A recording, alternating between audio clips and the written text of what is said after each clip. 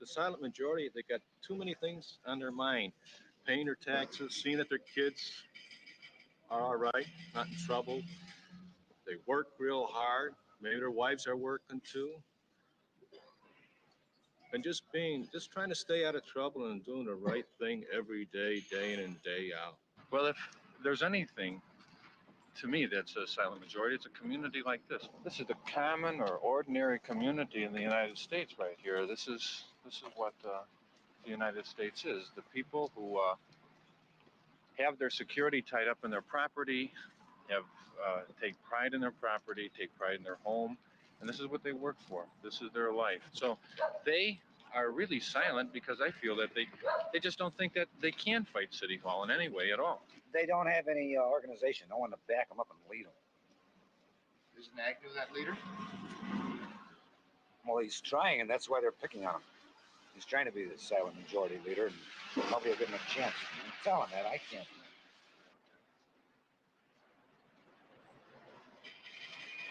See, nobody's saying nothing. We're all silent majorities here. Nobody wants to get involved. A lot of people say the same things, that they don't want to get involved until you play the right chord, and then they're involved. As long as it's somebody else's that goes, it doesn't bother you. But when it's yours, it's a different story. I think the thing that gets me the maddest is when I hear an announcer say on TV, he says, only 68 of our men were killed this week. What do they mean, 68? That's 68 families that are torn to pieces because their boys got hit. Or we just had 1,000 or 1,100 of our boys that were injured. What do they mean by injured? An arm or a leg or an eye? Doesn't that count? I'm a truck driver. I drive a semi-dump truck. Actually, the war hasn't affected my job, but I have children that are 19 years old, boys, 19, 18, and I'm deadly against it. I just read Look magazine, and I read an article in there about a letter to the president. And if a lot of people would look at these pictures of these poor guys that only got half a body or something, or still there, it'd be really something.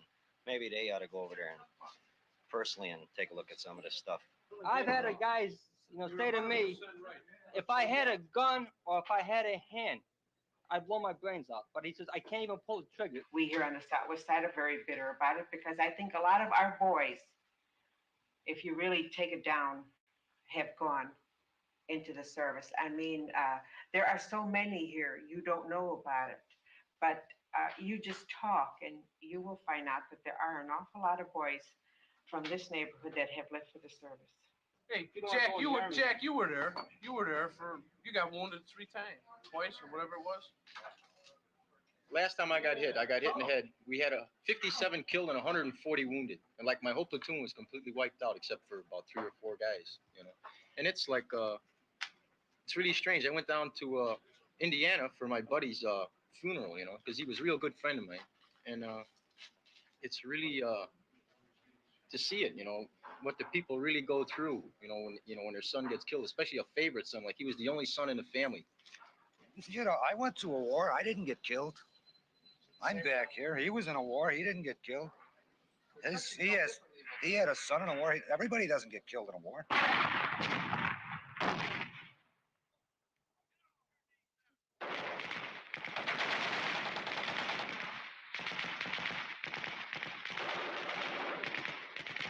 So we went in there to stop communism from spreading because we said Southeast Asia is a strategic position. This was the original intent of the United States.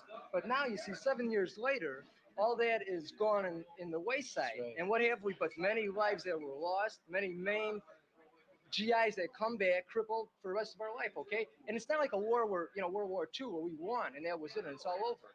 Now, how do you think we're ever going to disinvolve ourselves from Vietnam? Winning. Yeah, but you can't win a war like that. Who's paying for the war? We are. We are. That's right. Yeah. For what? That's right. For what? For what? Yeah, for what? For what? Where's all the answers? Where's all the answers? Communism should be stopped somewhere, and it might as well be in Vietnam because first thing you know, communist China would love to get down into the Pacific. They don't have enough room for their people as it is, and they would just take over everything if they don't stop them in Asia. I don't know. In every war that they say we fight to stop communism, it doesn't seem right because, after all, Russia hasn't lost a man. And look what we've lost. Do you feel that we've stopped the communism, or do you feel it wasn't the real issue, or, you know?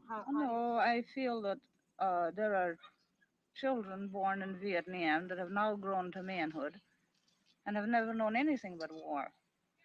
And I feel those people over there must be sick and tired of war, and I think they're entitled to a time for peace. I have heard it said that some of the boys come back and they say, those people don't even want us there. So that makes you wonder, doesn't it? A lot of them were glad we were there. A lot of them hated me. Most of them thought that if you were an American, you owed them something. And I think we do owe them something. We owe them the right to live. So if they had their way, I think that a lot of those people are peasant people. They're ignorant. They're going to go the way that the country offers them the most. Yeah. So perhaps they would go communistic. That would be their But choice, though, wouldn't it? as Jake said, yes, it would be their choice, yes.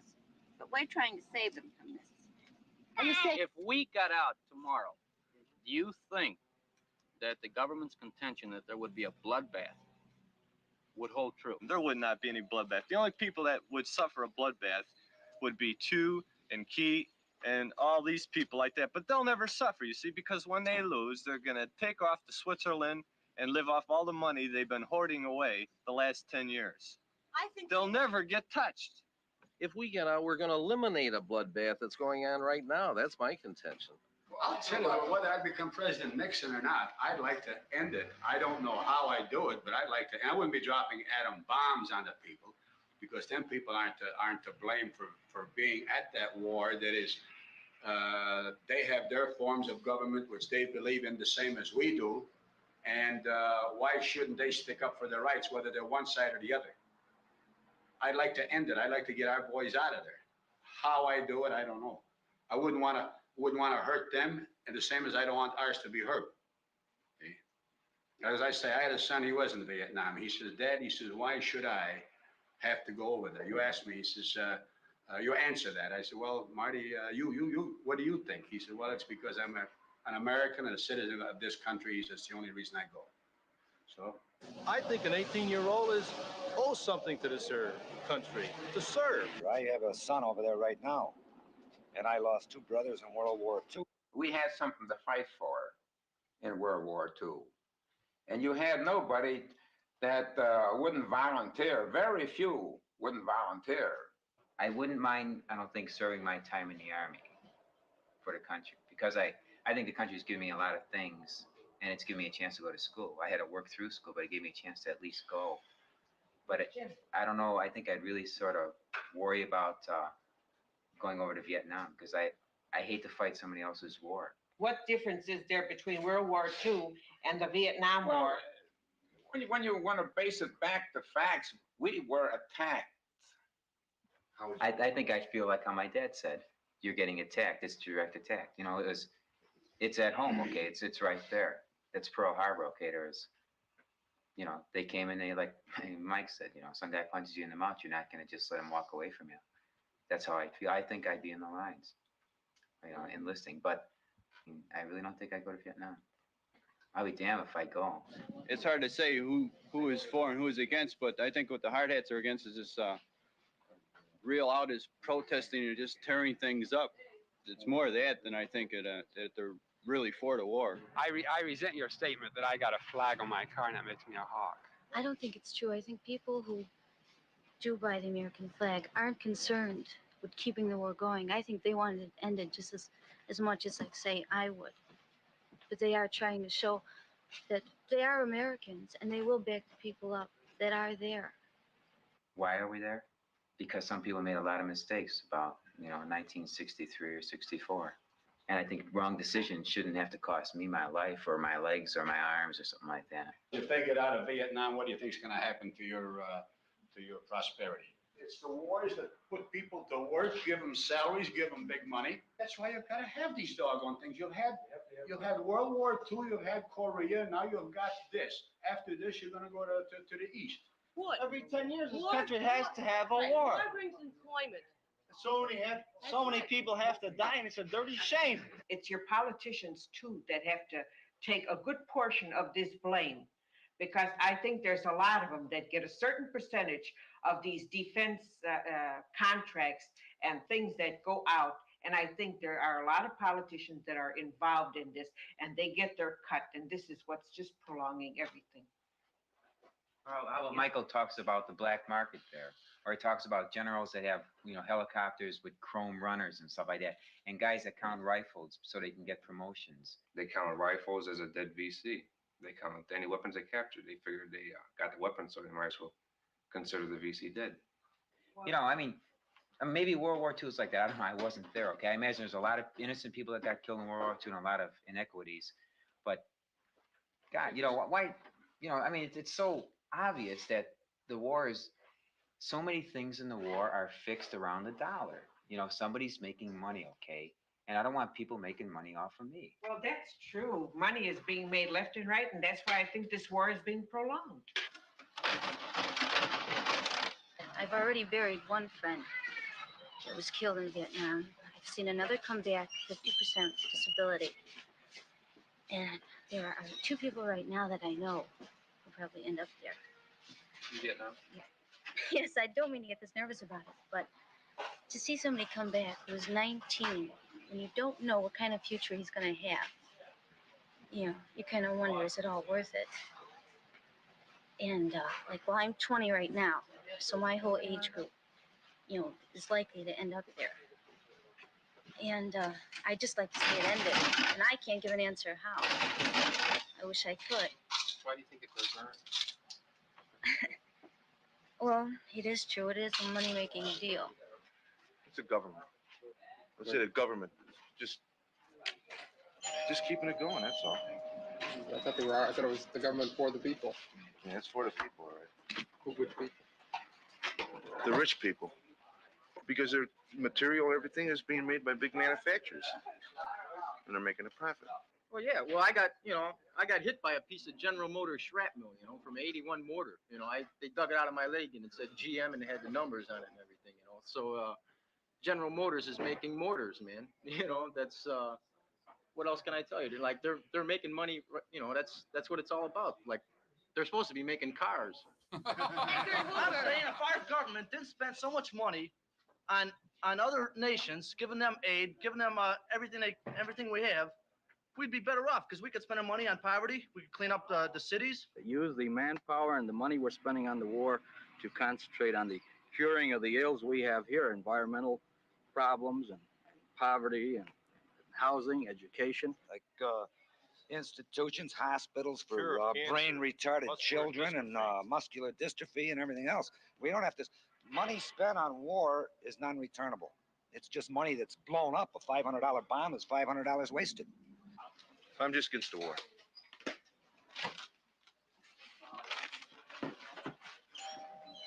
Sir, how do you feel about the effect of the war on this community, sons of this community and families? This war, I think, is wrong.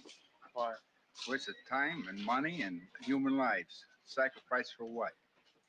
I don't know. What? That's it. Somebody tells us we're fighting communism or something. That's why the war goes Well, on. why do we have to be the policemen of the world? What about our allies, so-called allies? What are they contributing towards it? I'll tell you what, their problem is if they start feeding the people that are hungry in this world, they wouldn't have any of this. Let's face it. Mostly pertains to hunger in the world. That's what creates communism, actually. So if they find a solution to feed them people, they won't have no problems. Can you imagine the amount of hungry people they could feed just in this country? Just in this country. And this is something I think is. Look at the hospitals they could have built. Well, you won't have your overcrowded schools. You won't have your poor transportation systems. You won't have children going hungry. all these problems can be solved with the money that we're putting in the war effort. They put it to solve the social problems of this country. It would be such an improvement for us. And if the whole world did the same thing, we wouldn't have the problems. If we all tried and solve our own country.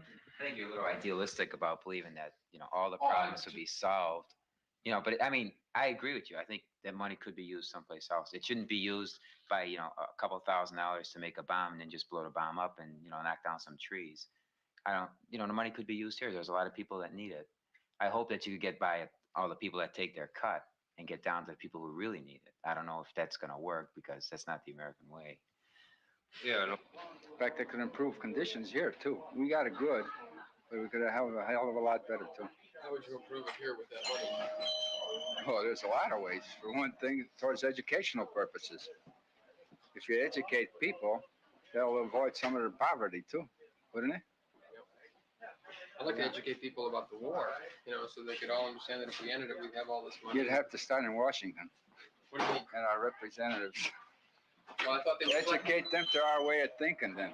If we're supposed to be the majority. The silent majority is about to make itself heard, not by shouting obscenities, not with disorderly street demonstrations, waving Viet Cong flags and demanding that America throw in the sponge. Oh, that's what he says. What do you think But that's not necessarily the truth, is it? Did you find that out here? No. Oh, all right. How could he speak for the majority when he doesn't even know who they are? I'll see you. We talk about divisiveness in the country. I think Agnew is purposely going around to keep the country separated and divided. I think that's his purpose, because when people are divided, they fight with each other and they forget about the major issues involved, like you're talking about what we have to do in this country to help the poverty program and the poor people, or housing. Housing has never been taken care of in this country. It's just been side issues. So if we fight among ourselves about Agnew's contention of the way he criticizes certain people, so we keep divided, then we can't really do much with our elected officials. And I think that's the purpose behind it. Yeah, but you're talking about our vice president doing these things. Now, why? Who is he serving? It's serving as the interests of the party and the people that are running the country. I don't think they want people like the average guy to get together and demand his representatives to make an accounting of what he's doing. But you're talking about the people who are running the country. But we're the people that are supporting the country. I mean, it just doesn't make sense. But we really don't have much to say about what's going on. We support the country and somebody else runs it. Is that it? Is that what you're telling us? That is exactly it. I mean, I don't make the policy. Somebody better than us makes the policy. But, or somebody that should be more in the know makes the policy. But I hope they know what they're doing. If they don't know what they're doing, we're in trouble. The silent majority is just like it tells you in the Bible. It's already told. I brought that Bible up before. In Romans 3rd chapter, 2nd verse. Obey the laws of your land, because the laws of your land, God seen fit to put people in power and government, and you're to obey the laws of the land as you are the laws of God. We were brought up to never question authority. Isn't that true? People of our age group. And the government was right, and the policeman was right, and the priest was right, and mom and dad were right. The school board was right. Anybody that was in authority knew what was best and how we should think, and they told us how to think. But I never told my dad he was crazy. Shouldn't I let my government know that I think they're crazy? I think they are insane, really. This is an insane thing we're doing, to my view. How we say it. Well, how should I say it? In a proper manner. There's a lot of things I don't like, but I don't go throwing bombs in place. I didn't like school when I was going to school. The teacher's sister over in the school slapped my hand one day. I didn't go out and throw a bomb in the hallway and blow the school all over the intersection. I just went home and told my father, and then he gave me a couple more whacks. What can we do so that we can be heard, that the government will hear us? We're the middle class, the so-called, silent majority. What can you do about it? What do you mean, what can you do about it? You can do a lot of things. There's about 200 of us. Like what? There's 200 of us in it What right can you do now. about it, man? That's why the younger generation is trying. That's why they're protesting. That's why they're doing all this, If you want to complain because you don't want to go to war, go vote. What do you mean for the go people vote? you want. Why? What's the reason for voting? What's the idea of voting? If you say there's going to be a war every 10 years, what good is your vote going to do if there's going to be a war every 10 years? I didn't raise a kid to go 16,000 miles to fight for somebody else, somebody that you probably never see again. And I don't blame them if they don't want to go. But I look at it this way. This is their country. This is the country they were born in. True, they didn't ask to be born here. But it's their government that's in trouble. Do your best to help it. So many people get it wrong. You have to understand that there's a definite difference between the country and the government. You see, the people in this country aren't fighting a Vietnam War. The government's fighting it. Well, the government is the people, supposedly, No, but in this instance, it is not not. anymore, it's not. No, I agree with you. It is not. Not in this situation, it's not. Are they going to force all of us to become unruly just because they utterly refuse to listen to us when we have on the white gloves and the lipstick and the nice smile? As a matter of fact, Nixon said he will not listen to us and that he will not be dictated to from the people in the streets. The people in the streets are me. But we have to have respect for each other's opinion and accomplish what we do, as we say, in a free society without anybody getting hurt.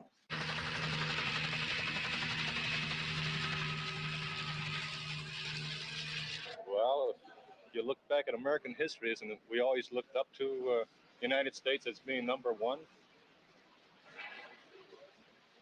That means a lot, too. You're going to have to lose lives. If the people continue to feel like this and the majority rule, then we'll never disavow ourselves in NAM, okay? But if the majority starts to pick up the trend that we have to withdraw from NAM, no matter what, then eventually it's going to reach the establishment, and this bureaucracy is going to have to come down. It's going to have to come down. It's going to have to represent the people like it's supposed to. Bureaucracy right now is too powerful.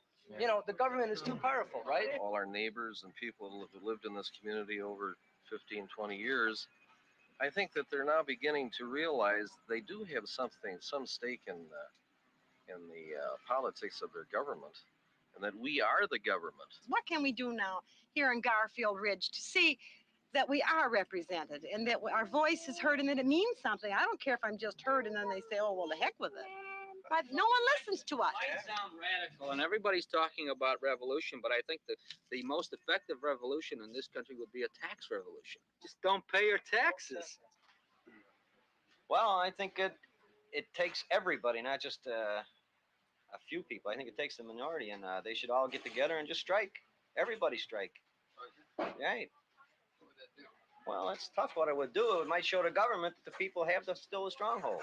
Hey, listen, our taxes in this community go up every year. We read a headline in 1969, taxes go up 13%. Expect 20% raise in 1970, and we all sit back and accept it. It's been printed in advance. But would you agree with me in saying that the only people who benefit, who can gain anything because of our tax laws, are the very wealthy or the very poor who don't have anything, so they don't pay any taxes? And we support the country, and yet we have the least to say about it. We are the silent majority, and I believe that we're becoming vocal, and Yeah, we really want to do something about it. But the definition of your silent majority, I don't think agrees or is the same as President Nixon's talking about. That's a myth. That's a myth. That's He's not something talking about the silent majority you're talking about, right? we are. The majority of people are not going to stay silent. They are becoming. We're beginning to talk.